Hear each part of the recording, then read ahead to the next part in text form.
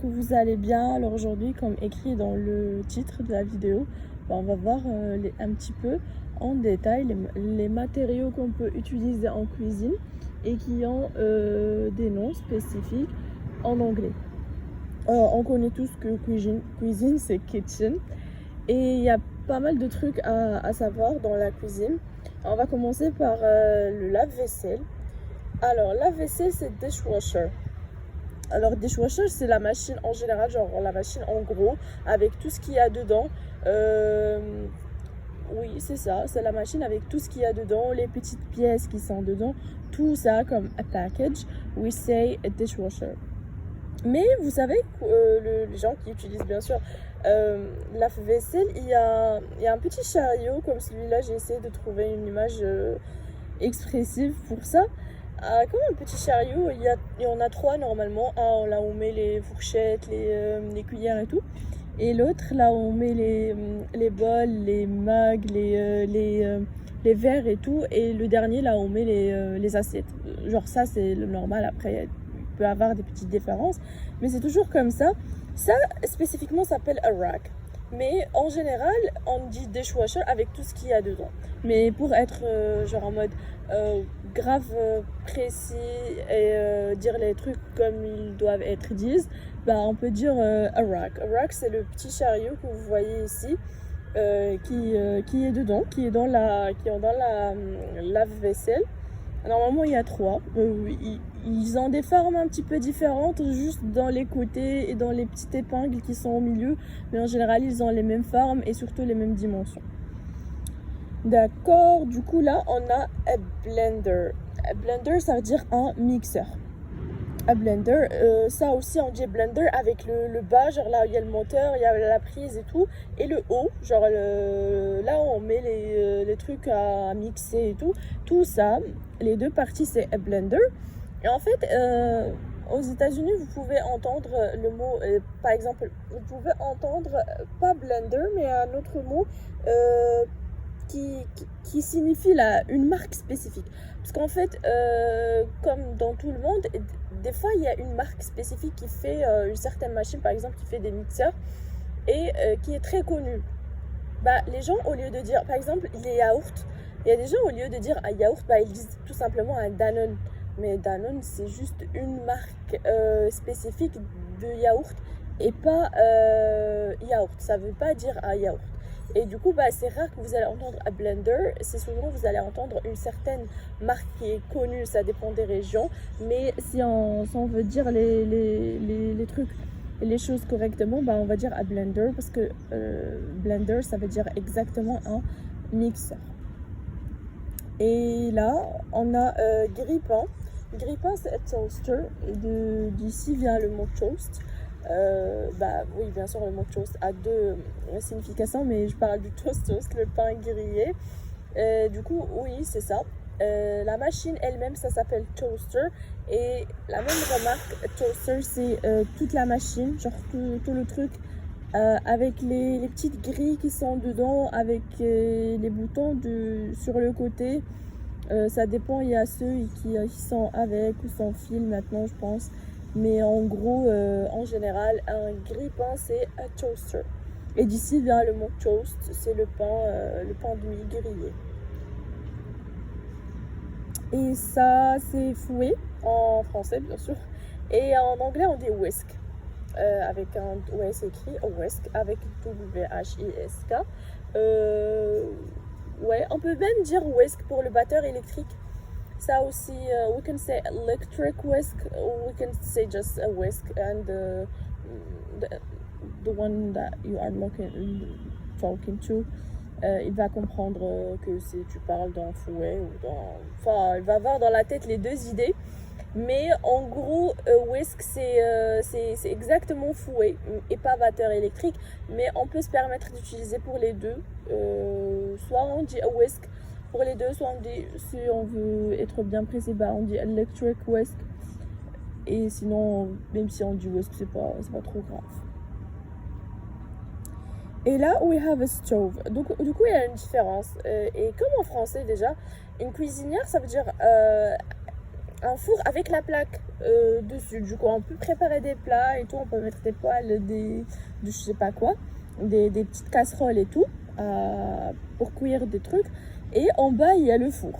Du coup, ça, c'est une cuisinière et c'est la totalité, c'est stove. On va voir après le four et tout. Mais ça, c'est pour la totalité. Là, il faut faire attention parce que c'est genre deux trucs qui sont séparés. Parce que stove, c'est direct. On va comprendre que c'est avec la plaque et avec le four. Et vous voyez, c'est genre les deux parties liées. Et pas genre juste la plaque ou juste le four. Non. Quand vous avez les deux, c'est là où vous allez vous permettre de dire stove. Du coup, voilà, stove, c'est la cuisinière. C'est le package et comme ça. Oui, et comme tous les mots qu'on vient de dire, c'est pour le total. We say stove pour le total. What is inside and outside. Tout ça, on dit comme genre, en gros, on dit stove.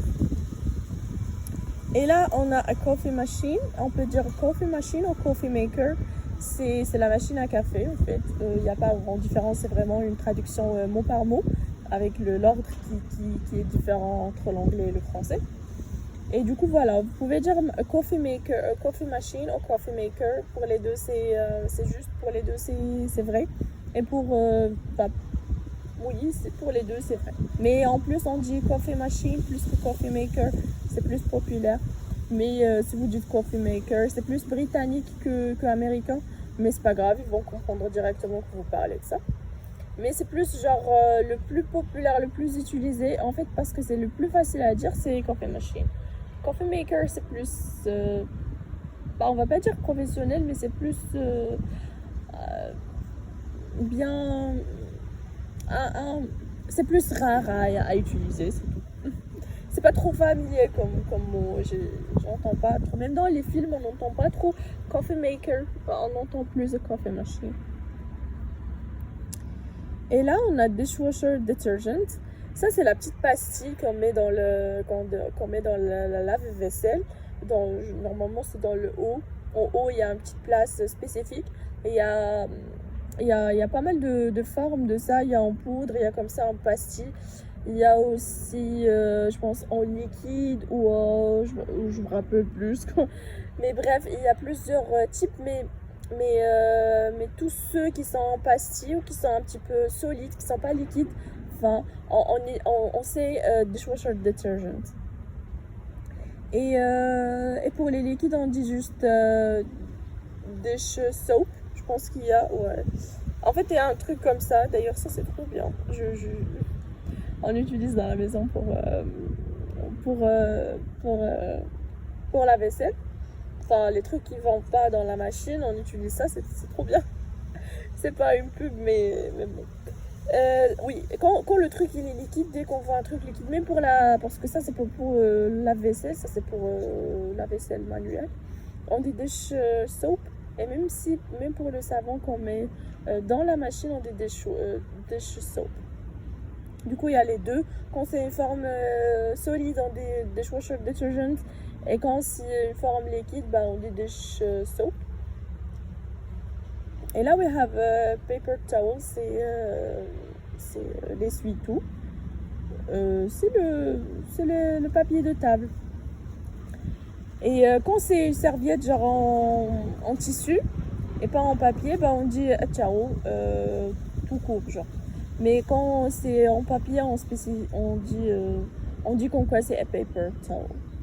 Mais ça on dit towels et on utilise ça, c'est pas grave. Mais genre pour être correct, pour être précis, parce que je sais pas le cadre dans lequel vous allez avoir besoin de ces mots, mais c'est un cadre, genre il faut être spécifique, on doit spécifier que c'est a paper towel et not just a towel. Et là, we have a chopping board. Ça, c'est la planche et on peut être précis.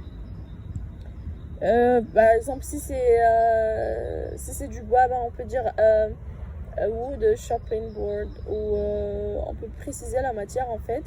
Mais si on dit juste chopping board, c'est juste. Shopping board, c'est juste. Mais faites attention, c'est pas shopping, c'est shopping, c'est avec un C au lieu d'un S, parce que le shopping normal c'est avec un S. Et là, c'est avec un C. Et là, c'est la planche à découper.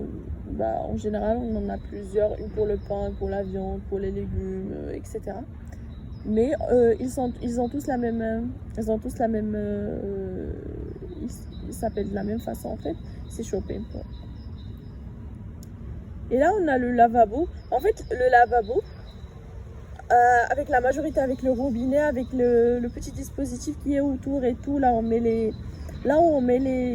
la vaisselle qui est sale et là on met celle avec un petit truc, un petit support pour mettre les trucs qui sont déjà lavés. Quand on veut qu'elle sèche un petit peu, que l'eau arrête de couler avant de les essuyer.